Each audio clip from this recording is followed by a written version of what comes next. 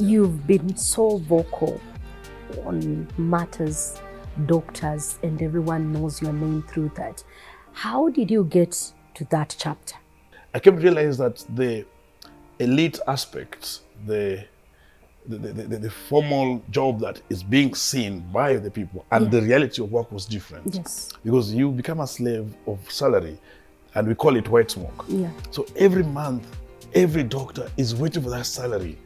And therefore, the desperation, the pain that comes when that salary delays I was always seeing every day. Number two, every month.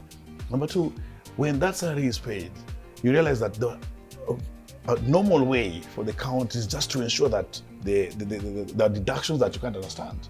The other thing is the promotions. Many doctors were struggling to get promoted. So it was a big problem. Even some end up being suicidal. Then on the other side, the financial burden on these doctors from the families was very high.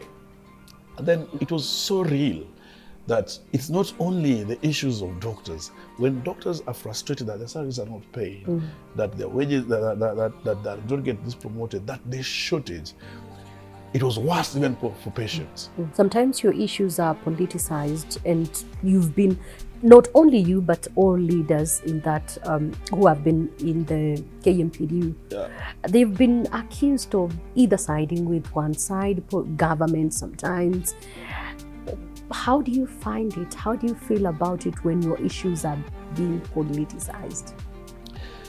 You know, to me, and to the children, to how I've seen it, it doesn't matter what modalities we use to get results. Sometimes you have to get to politics to get these things resolved.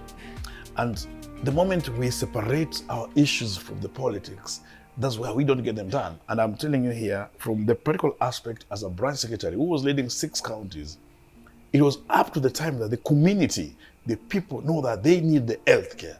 They stand firm and say, we don't need strikes here, and if governors can't handle it, then they have to go, or something must be done. That's when you're getting issues resolved. That's when you get drugs in those hospitals. Sometimes you say that, and you see leaders reiterate, and against what you're saying. Sometimes they even issue threats publicly when you're advocating for these issues and when you're pushing the government and the county governments to implement. Have you been threatened?